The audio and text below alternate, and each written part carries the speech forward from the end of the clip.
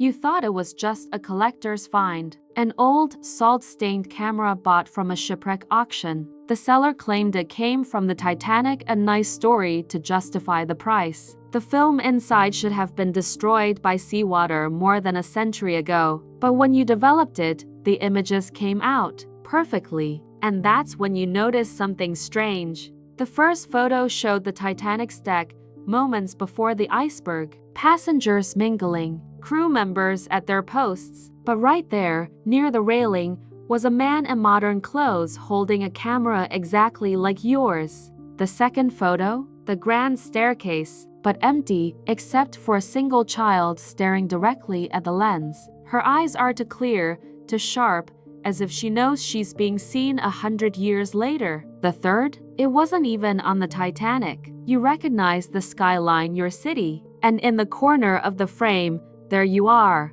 You haven't taken that picture yet, and now you're wondering, who are these faces? Why do they keep appearing in the photographs? And if the camera isn't finished, what or who will show up next? You didn't go there to buy anything. You went for the spectacle, the kind of event where wealthy collectors compete over artifacts they'll lock behind glass. You told yourself you were just a spectator. The auction house was smaller than you expected. The air smelled faintly of salt and varnish, as if the ocean had followed the relics inside. Glass cases displayed silver spoons, postcards, pocket watches, all labeled recovered from RMS Titanic 1912. The crowd whispered in reverence, voices low, like they were in a cathedral. You almost left, until you saw it. The camera sat in a case by itself, a simple black box with brass fittings, the kind you've only seen in museums. The leather casing was cracked, the lens cloudy. Next to it, a card, Kodak folding pocket camera recovered from the Titanic wreck, 1987 expedition. You stared at it longer than you should have.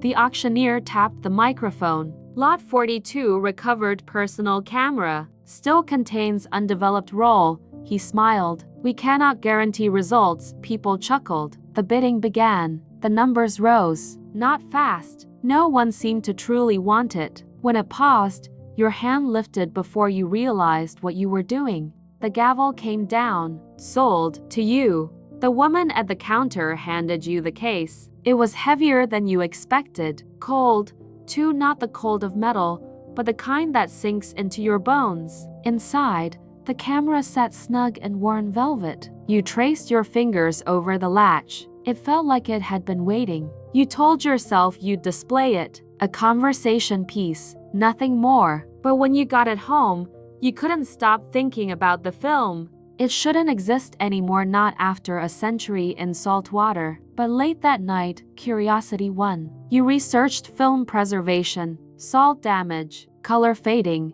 Everything told you it was impossible. Still, you called a photography shop the next morning. The man on the line hesitated when you mentioned the Titanic. We can try, he said finally. But things like this, sometimes it's better not to see what's on them. You laughed. He didn't. 2 weeks later, they called you. The photos came out. Something in his voice made your stomach turn. You should come in.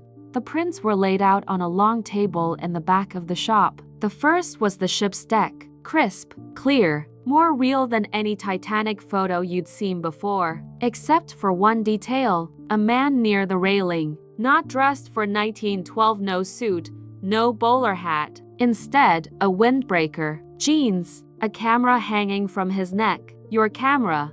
The shop owner slid the second photo toward you. The grand staircase, empty, silent, except for a little girl in the center, barefoot, hair damp, staring directly at the lens. Your chest tightened. She's sharp, the man said quietly. Too sharp. Look at her eyes. You looked. It felt like she was looking back. Then came the third photo. Your city's skyline, today's skyline, and in the bottom corner, you, holding the camera. You looked up. How? The man raised a hand. There are 3 more frames. He didn't meet your eyes. We haven't developed them yet. I wanted to ask if you really want to see the rest. You didn't answer right away. Because deep down, you already knew you would.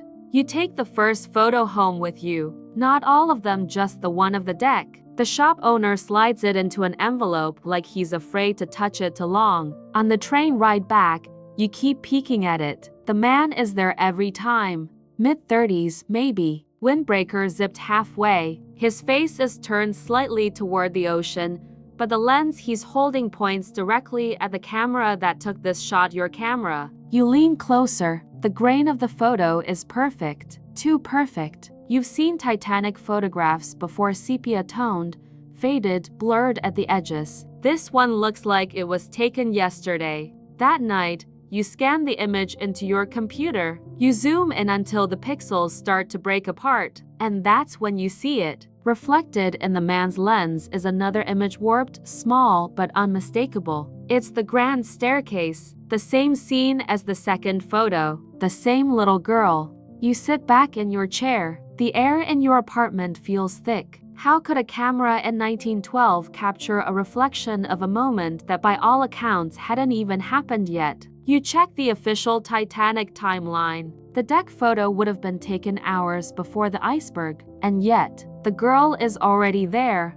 The phone rings. It's the shop owner. One of my employees saw something in the second photo. You should come back tomorrow. You ask what? It's easier if I show you. You barely sleep. Every time you close your eyes, you see the man's face, and worse, you feel like he's looking for you too. The next day, the shop is quiet. The owner locks the door after you come in. He lays the second photo on the counter. The little girl stares out from the grand staircase. Her hair drips water. The employee points to the shadow behind her. At first, you don't see it. Then you do. It's the man, the windbreaker, the camera, standing halfway up the stairs. Could be a double exposure, the employee says, but his voice lacks conviction. The shop owner shakes his head. Double exposures don't do that. You lean closer. The man's camera is raised, pointed at you. You leave the shop with the second photo now too. You tell yourself it's to study them, but the truth is you don't want them anywhere you can't see. At home,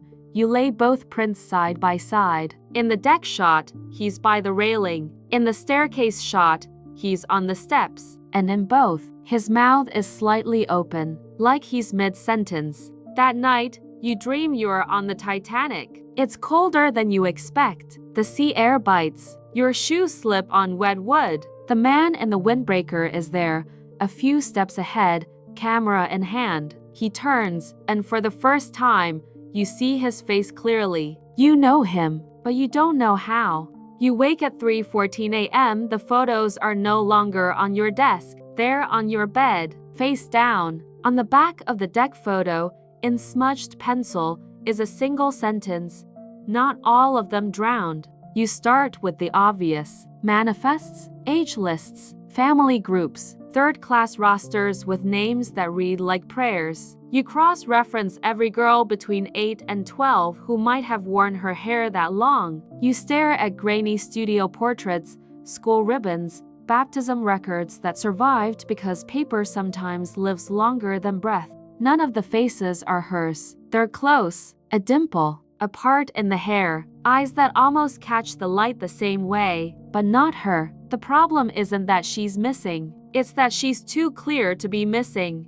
You pin both photos to your wall with painter's tape, deck and staircase. You stand back. The girl is the anchor your brain keeps returning to, even with the windbreaker man cutting across history like a bad edit. She's barefoot. You didn't notice that at first. Her toes curl slightly against the marble tread, as if the stone is cold. Water beads in her hair, not dripping down, just clinging as if the moment is holding its breath. You zoom in again. At the hem of her dress, a thin line of thread has come loose and clings to the step like a spider strand. The detail is uncanny. You can almost reach and pinch it free. No camera this old, this drowned, should see this much. The shop owner calls in the afternoon. We develop to more. You're going to want to see these. His voice is quieter than yesterday. Not tired, careful. You take a rideshare and make the driver turn the radio off. Every red light feels staged. You arrive 5 minutes before closing. The owner has already flipped the sign to back in 10 and locked the door behind you. He doesn't speak at first. He lays the new prints down with the caution of a surgeon. Photo 4. A corridor narrow, paneled, lamps flaring against polished wood. The floor is wet. At the far end, a shadow steps back just out of view. Photo 5. A lifeboat being lowered. Faces turned upward. The angle is wrong, like the ship is tilting. Near the davits, a crewman looks past the lens, mouth open as if counting. And in both, there she is. Not centered, not posed. Just there the little girl, now half turned away, hair stuck to her cheek. In the lifeboat photo, she's at the rail, hands flat, eyes not on the sea but on you. The owner taps the corner of photo 4. We thought that shadow was nothing. Then we enlarged the reflective trim. He passes you a magnifier. In the silver trim of a cabin number plaque warped, oval, a funhouse shard, you see the man in the windbreaker again. He shouldn't exist in that reflection. He shouldn't exist at all. He's closer now, camera to his eye, pointed dead center, at you. Last frame tomorrow, the owner says. If you still want it, you ask if the negatives look real. He nods too quickly. They look consistent. It isn't the answer you wanted. You pay. You take the prints. You step into dusk that feels 1 degree colder than the rest of the street. At home, the wall takes on the shape of a crime board even though you promised yourself you wouldn't make one. String would feel ridiculous. Your brain supplies the lines anyway. Deck, staircase, corridor, lifeboat. In every image, the girl is present, increasingly aware. In every reflection, the man with the windbreaker advances. You try to date each scene. The deck, before impact. The staircase, after midnight. Corridor, after the collision, with water seeping under the door. Lifeboat, shortly before 2 a.m., but the clarity breaks chronology. The staircase looks like early evening. The corridor lamps are too bright for a ship in crisis. The lifeboat faces are calm, like they've rehearsed this. It's like the camera is sampling states, not seconds. A choir of forevers. You set an alarm for 2:20 a.m., the time historians mark as the end. When it rings, you're already awake. You're standing in front of the photos without remembering how you got there. Your phone buzzes. A text from an unknown number. No name, no greeting, just a question. Who do you see? Before you can think of a reply, another message arrives. Say her name. You don't know it. You type, I don't know. 3 dots. Waiting. Then, look closer. You do something you told yourself you wouldn't.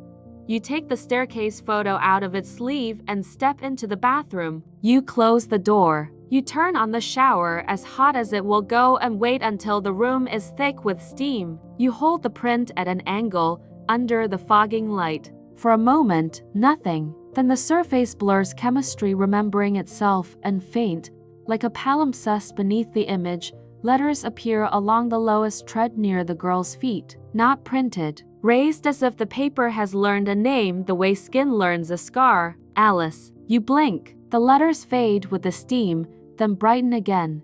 A second line forms, smaller. B deck. A third incompletely etched, fighting through the grain. Find M. You turn the water off. The letters fade but don't vanish. When you step back into the cool of the hallway, the name remains like an afterimage burned into your vision. Alice. You search manifests again, this time with a new filter. Alice, traveling with no shoes in the photo, hair length, approximate height. You find too many. You filter for second-class B deck. You tell yourself, though you know the ship's layout is more complicated than a guess. Narrower now. Alice with a younger sibling, with a father who didn't board, with a mother who did. Half an hour later, you stop scrolling. Alice Mercer, age 9, second class, traveling with her aunt, Mary Mercer, ticket shared with cousin. Both women recorded in boat lists. Alice no definitive record. Marginal note. Child presumed lost, presumed, as if the ocean owed anyone certainty. You find a digitized letter from 1913, written by the aunt to a charity that maintained survivor rolls. The paragraph is formal until the final sentence. I'm thankful to have lived. I am guilty to have lived. Please, if anyone should inquire, tell them I last saw Alice on the staircase, and she smiled at me.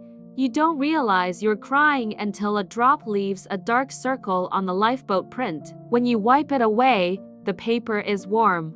You go back to the photos with Alice Mercer in your mouth like a prayer. The name doesn't fix anything. It doesn't even change the girl in the image. But the gaze in photo 5, the lifeboat softens, or you imagine it does. You whisper Alice in the empty room and the radiator knocks once, like the ship's hull finding an echo. Your phone buzzes again. Good, you type.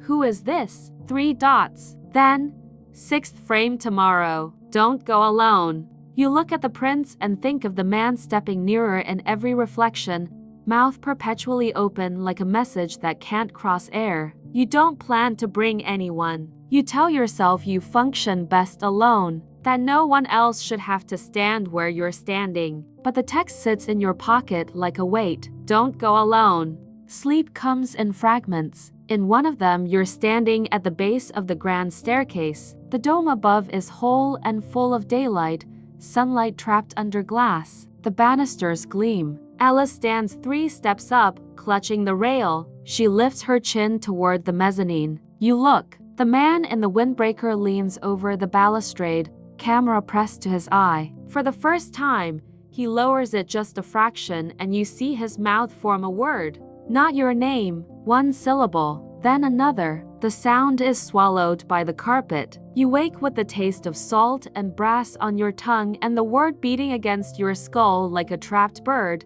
Below. Morning. You pack the photos in a hard folder and leave early, telling no one where you're going. On the way, you stop by a maritime reference library 2 blocks from the shop you've never bothered to enter. The woman at the desk leads you to a map case with laminated deck plans. B deck, 1st and 2nd class entries, grand staircase, corridors. Below, Turkish baths, barber, squash court. Dark blue ink marks the watertight doors that would later close like iron teeth. You trace a path with your finger, staircase corridor below. The girl's route or the camera's. You can't tell which anymore. You close the case and the plastic sighs. The woman at the desk asks if you found what you needed. You say, not yet, and mean it. The shop door is already locked when you arrive. The owner sees you and turns the deadbolt without ceremony. The employee isn't here today. He doesn't make small talk. He doesn't ask if you're ready. He places the final print on black felt and removes his hands the way one withdraws from a Ouija planchette. Photo 6. For a moment, your brain refuses to name it. Not a deck, not a corridor, not a boat. A dark space, low ceiling, pipes, a wall of riveted steel, a ladder leading down to black water that glints like an opened eye. In the lower right corner, reflected in a shallow puddle, a pair of small feet, bare, and next to them, the blurred suggestion of a face in the water upside down, hair floating like seaweed. Not Alice. You. The owner clears his throat. There's something else, he says, barely audible. He passes you a loupe and taps the strip of metal that frames the puddle. You lift the lens. In the metal, in miniature and razor clear, the man with the windbreaker stands 1 rung down the ladder, mouth open. And finally, you see the word he's been trying to send through a century of glass and chemistry. Run. You don't run. You should, but you don't. The photograph with the puddle stays in your hand long after the shop owner retreats to the back. He doesn't tell you to leave, but he doesn't come back either. It's as if he's decided this is yours now. The picture, the problem, the warning. You study it again. The puddle, the feet, your face, and in the metal rim, the man on the ladder, lips forming run. You think about Alice Mercer on the staircase, about the shadow in the corridor, about how each image has been moving closer, like the camera is walking toward you across decades, or pulling you toward it. That night, you lay all 6 photos on the floor in sequence. Deck, staircase, corridor, lifeboat, below deck, corridor, ladder. The path is obvious now. It's not random. It's a descent. Down into the ship. Down into water. Down into whatever's under the surface. The man in the windbreaker hasn't been following you. You've been following him. At 2:14 a.m., you hear the first sound. It's faint, just at the edge of perception, a hollow knock,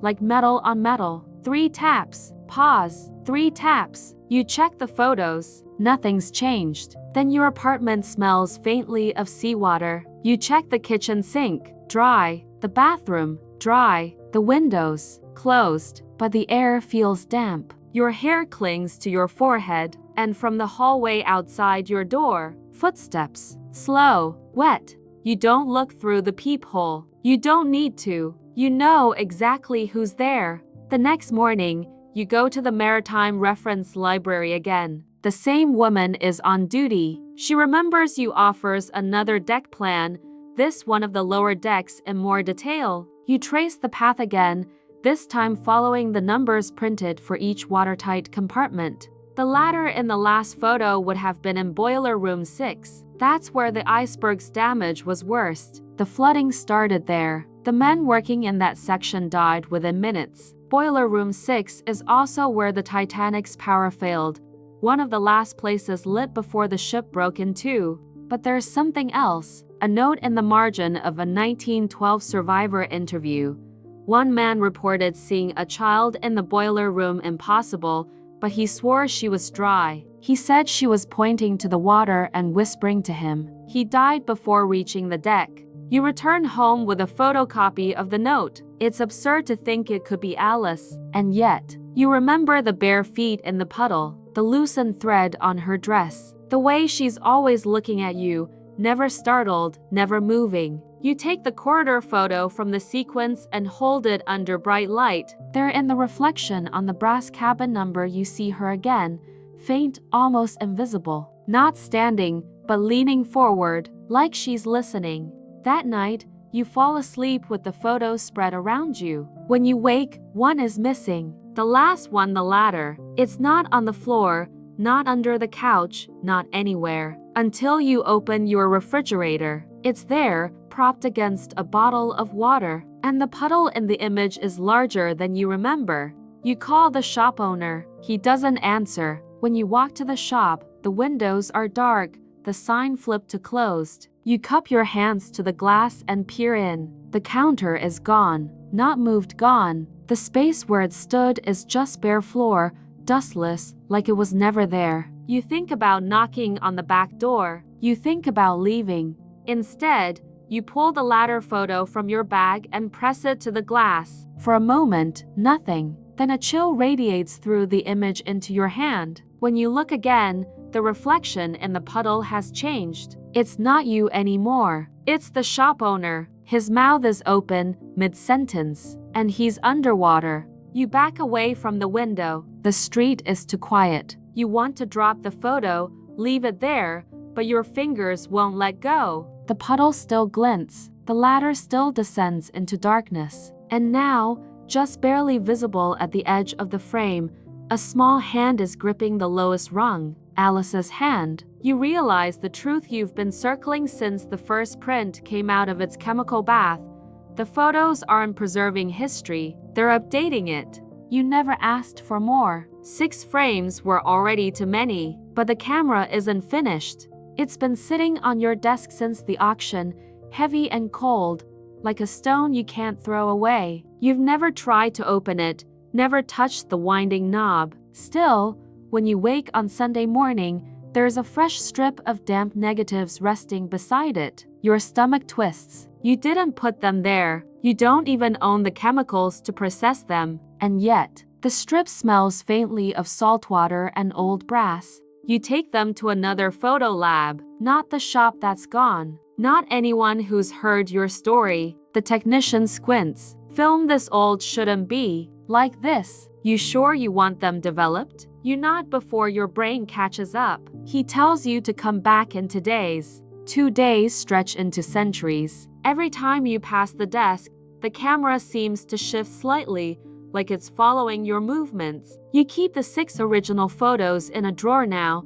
but you can feel them in the apartment, the weight of eyes pressed into paper. On the second night, you dream you're underwater, not swimming, just suspended. The light fades, the pressure builds, and ahead of you a ladder descends into black. Alice is there, gripping the rung. She doesn't speak, but her lips form something you can't catch. Behind her, the man in the windbreaker raises his camera and you wake gasping. The call comes the next afternoon. The technician's voice is unsteady. "You should see this yourself." The new print lies on the counter, glossy and perfect. But it's not the Titanic. It's your apartment. The angle is from inside, facing your living room window. The curtains are open. The skyline outside is shrouded in fog, even though the day you brought in the negatives was clear. In the foreground, you're asleep on the couch, and just behind the couch, almost out of frame, stands Alice, barefoot, hair damp, dress clinging to her knees. You grip the counter to steady yourself. "When did this? It's dated," the technician interrupts. "Right there, bottom corner." You look. In faint white letters, the kind you'd see on a developed print, it reads, 11:48 p.m. tomorrow. You take the print and leave without paying. Your mind races. You could stay somewhere else tomorrow night. You could lock the camera in a storage unit. You could burn it, but you know you won't. The camera doesn't need to be here to see you. Back home, you set the 7th photo beside the originals. Now the sequence is different. Deck, staircase, corridor, lifeboat, below deck, corridor, ladder, living room. The descent isn't just into the ship anymore. It's into you. That night, you check the window twice before bed. You leave the lamp on. You tell yourself you'll stay awake, but sleep comes anyway, dragging you down like cold water. You wake to the sound of dripping. The lamp is off. Moonlight catches something on the floor, wet footprints, small, leading from the window toward your couch. They stop just behind you. You don't turn. When morning comes, the footprints are gone. The camera sits exactly where it was, but the leather strap is damp. You go back to the lab, demanding the negatives. The technician hesitates but hands them over. As you take them, your thumb brushes against something slick. There's a drop of water on the film, clear, not chemical, and inside that drop, impossibly, is a reflection. Alice, looking up. The next logical step is to destroy it. You almost do. You almost take a hammer to the lens, almost rip the bellows apart. But when you lift the camera, something rattles inside. Not film, not metal. A voice, small, wet, whispering, "One more." You freeze. The sound is inside your head and inside the room at the same time. The 7th frame isn't the end. It's the beginning. That night, you set the camera on the floor. You sit opposite it with your phone recording, lens to lens. Hours pass. Then at exactly 11:48 p.m., the shutter clicks on its own. You don't see anything move. You don't hear anything else. You only feel the damp spreading across the carpet between you and the camera, like a tide rolling in. You know there's another frame now, an 8th, and whatever it shows, it will be closer. You don't take it to a lab this time. You can't trust anyone else to see it before you do. The morning after the shutter clicked on its own, you sit cross-legged on the floor, the camera in front of you like something alive. You've already scavenged a second-hand darkroom kit from a classifieds listing trays, tongs, a battered enlarger. The process is clumsy. Your hands shake. The chemicals smell sharp, wrong in your apartment. When the image begins to appear, you feel it before you see it, the drop in temperature, the faint taste of salt. You don't take it to a lab this time. You can't trust anyone else to see it before you do. The morning after the shutter clicked on its own, you sit cross-legged on the floor, the camera in front of you like something alive. You've already scavenged a second-hand darkroom kit from a classifieds listing trays, tongs, a battered enlarger. The process is clumsy. Your hands shake. The chemicals smell sharp, wrong in your apartment. When the image begins to appear, you feel it before you see it, the drop in temperature, the faint taste of salt. It's the corridor again, but not the Titanic's. It's yours. The same peeling paint, the same scuffed baseboards outside your apartment door. Only the hallway in the photo is flooded ankle deep. The water reflects the buzzing fluorescent lights overhead, except one of them is out, leaving a shadowed stretch just before your door. And in that stretch stands Alice, not behind you this time, not at a distance, right outside your apartment. You stare so long your eyes blur, and then you see it in the rippling reflection of the water at her feet, another figure. The man in the windbreaker. He's bent low, one hand reaching toward the camera as if he's about to pull it under. You set the photo down, but the air in your apartment is already changing. The hum of the refrigerator fades. The faint city sounds outside the window stop. And from the hallway, a sound you know too well by now. Wet footsteps. Slow, measured.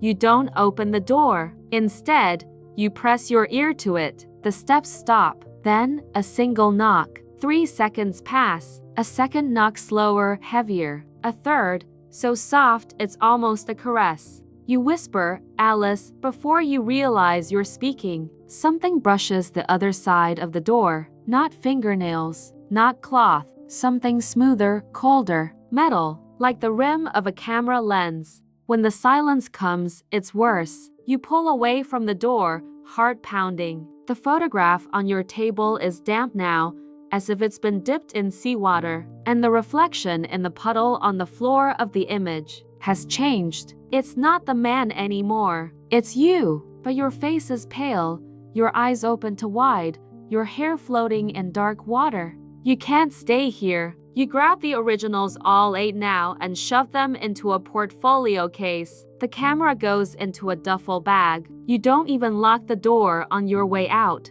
The library is open late, and the woman at the desk doesn't ask questions when you slam the deck plans onto a table. You trace the Titanic's corridors again, matching them to the order of your photographs. Deck, staircase, corridor, lifeboat, below deck, corridor, ladder, living room, hallway. The path doesn't end at the ladder anymore. It ends at your door. There's one thing left to check. You spread out the photos in sequence. In every one, somewhere a reflection of the man in the windbreaker. Except the last. The hallway photo has no man, no Alice, no you, just the door, closed. You leave the library with the portfolio tight under your arm. The city feels too quiet. Street lamps throw long, broken shadows. You don't go home, you take a long, winding route until you end up on the waterfront. The water is black, the wind sharp. You stand at the edge and think about throwing the camera in. But you remember the 7th frame, the one taken before it happened, and you realize it doesn't matter where the camera is. It's already looking at you.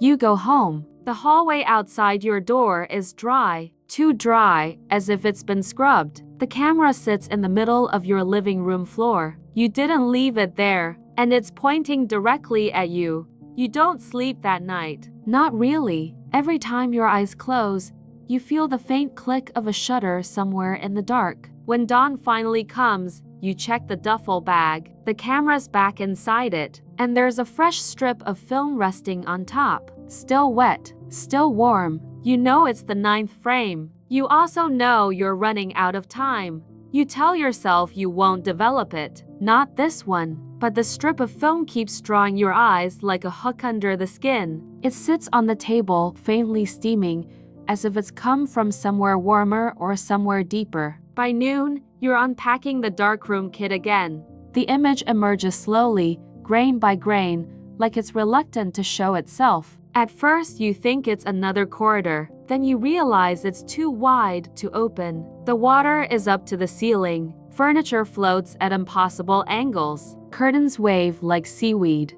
And in the center of the frame, a grand staircase rises out of the black. The dome above is shattered, beams of light stabbing down into the depths. Alice stands on the 4th step, barefoot, hair trailing in slow motion. She's looking up at something or someone above her. You almost miss the figure in the shadows at the top, the man in the windbreaker. Only now his camera is gone. His hands are empty, and between them, like an offering, is a single object, your apartment key. You pull the printout too quickly, the paper bending. Your mind scrambles to make sense of it. You check your pocket, your key is still there, cold, solid, but in the photo, he's holding it like it's the last piece of air left in the world. The room feels smaller. the shadows longer. You look toward your own front door and freeze. Water is leaking from under it. You don't think. You grab the portfolio of photos, shove the camera into the duffel, and leave. The water in the hallway is only a thin film, but the smell hits you immediately. Cold metal, engine oil, and something faintly sweet like rotting wood. You don't stop until you're at the docks. The idea seems insane the moment it forms, but it's the only one that feels like it might work. If the photos have been pulling you toward the ship, maybe going to the wreck will break the line. It takes hours of phone calls and a favor from a maritime researcher you barely know, but by dusk you're standing in a cramped office staring at a wall map of the North Atlantic. The researcher squints at you. You understand the Titanic's at almost 13,000 feet, right? No submersible goes there without a plan, permits, a reason. You tell him you have one. You just don't say it out loud. 2 weeks later, you're on a research vessel. The sea is flat, a sheet of dark glass. The submersible crew jokes lightly at first, but it dies off the closer you get to the coordinates. The descent feels like falling forever. The light goes gray, then blue, then black. The only sound is the soft hiss of the air system and your own pulse in your ears. And then, like a mirage, it appears. The bow, silent, sleeping. The silt hangs in the water like time refusing to settle. The pilot guides the sub past the collapsed mast, along the railings, until the grand staircase comes into view or what's left of it. The dome above is gone, but the opening remains, a dark mouth into the heart of the wreck. And standing on the fourth step, barefoot, hair drifting like threads, is Alice. You can't breathe. You don't know if it's the depth or the sight. She raises her head. She's holding something now. Your camera. The pilot says something about a reflection, but his voice is far away. You lean forward until your helmet almost touches the glass. In the reflection of the sub's own viewport, the man in the windbreaker is behind you, closer than he's ever been. The lights flicker. When they come back, Alice is gone. So is the man. But lying on the fourth step, half buried in silt, is your apartment key, exactly as it appeared in the 9th frame. You hear the pilot call for ascent, but you're still staring at the staircase until the wreck fades into the dark. As you rise, you feel something heavy in your jacket pocket. You reach in. It's wet. It's the key. The key is heavier now, not just with water, but with something else, something it's carrying back with it. You don't put it in your pocket again. You set it on the steel floor of the submersible and watch the last beads of seawater slide away like they're reluctant to leave. Back on deck, the crew unloads equipment in silence. One of them asks if you found what you came for. You tell him no, it's the truth, though you're not sure you'll ever be able to explain what finding it would even mean. You leave the ship without the camera. You tell yourself you've abandoned it, but deep down you know the truth. You haven't escaped anything. Your apartment door is locked when you arrive. There's no sign of water. For a moment, you almost believe you've outrun the photographs. Then you see the envelope. It's on the floor just inside, slid under the door. No return address. Inside, a single photograph. It's your living room, taken from the hallway. The curtains are open, the couch exactly as you left it before the submersible trip. But you're in the photo, standing at the window, and outside, in the glass reflection, the man in the windbreaker stands behind you closer than ever, his mouth no longer open, but closed into the faintest smile. Your phone buzzes, a text from an unknown number. The last passenger has boarded. You don't reply. That night, you can't sleep. Every sound in the building feels amplified, pipes knocking, neighbors moving, the hum of the fridge. You leave the lights on, the envelope on the coffee table. It's nearly a.m. when you hear the click. Not a shutter, a lock. The front door swings inward, slow and silent. Alice steps inside. She's as pale as she was in the water, hair trailing, dress clinging to her frame. She doesn't speak. She just walks past you and sets the camera on the table. It's dry. She rests one hand on it, then looks over her shoulder at you. For the first time, you hear her voice. It's yours now. She fades before your eyes, not vanishing all at once but thinning, like light leaking through torn fabric. In seconds, the air where she stood is empty except for the faint scent of seawater. The key lies next to the camera. You don't touch it. The urge to run fights with something else, the same pull that made you open the first envelope, that made you develop the seventh frame, that made you follow the path down through the wreck. You lift the camera. It's warm. The viewfinder is dark at first. Then an image sharpens. Not your apartment, not the ship, a hallway, flooded. And at the end of it, just stepping into view, is the man in the windbreaker. You lower the camera. The hallway outside your apartment is silent. You raise it again. Closer now. The third time you look, he's at the door. The last passenger. You hear the knock. 3 times. Pause. 3 times. The same rhythm you've heard in your dreams. You could leave. You could drop the camera, burn it, throw it into the river. Instead, you turn the knob. The hallway is dark, but not empty. The camera in your hands clicks by itself. And when the flash fades, you see that the hallway is gone. The water closes over your head, cold and crushing. And the last thing you see before everything goes black is the grand staircase far below. Alice waiting halfway down, her bare feet on the marble, holding out her hand. When you open your eyes again, the world is filtered through water and glass. You're looking through a lens from the other side. You are no longer the one holding the camera. You are in the photograph.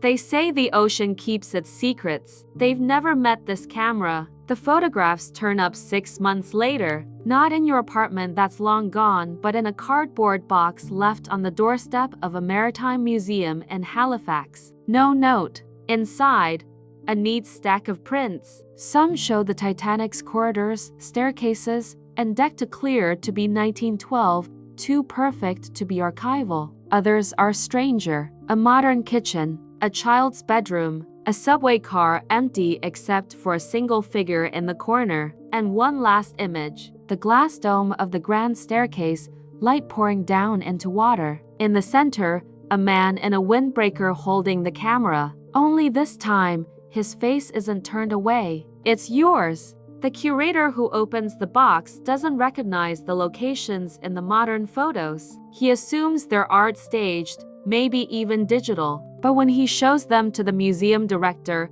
she goes pale. She recognizes one room, her own office. In the corner of that photo, blurred but visible, is her taken from the hallway outside her door. The box is moved to storage. The photos are cataloged, but not displayed. A week later, the curator finds a vintage camera sitting on his desk. No one saw who left it there. It's warm to the touch. The leather smells faintly of salt water. Inside, there's a fresh roll of film. He turns it over in his hands, wondering who to call when he notices the viewfinder. It's not black. An image is already inside, a long, dim hallway, and at the far end, a man in a windbreaker walking toward him. The curator blinks, lowers the camera, and glances at the hallway outside his office. It's empty. When he looks back through the viewfinder, the man is halfway down the hall. The next morning, the museum is quiet. The curator's office door is locked from the inside. The camera is gone, but in the corner of the desk sits a single photograph. It shows the grand staircase of the Titanic. On the marble steps, side by side, stand a man in a windbreaker and a barefoot girl with wet hair. Both are looking straight at the lens, and both are smiling. Somewhere, far below the surface, the camera is still working, and it's still looking for you.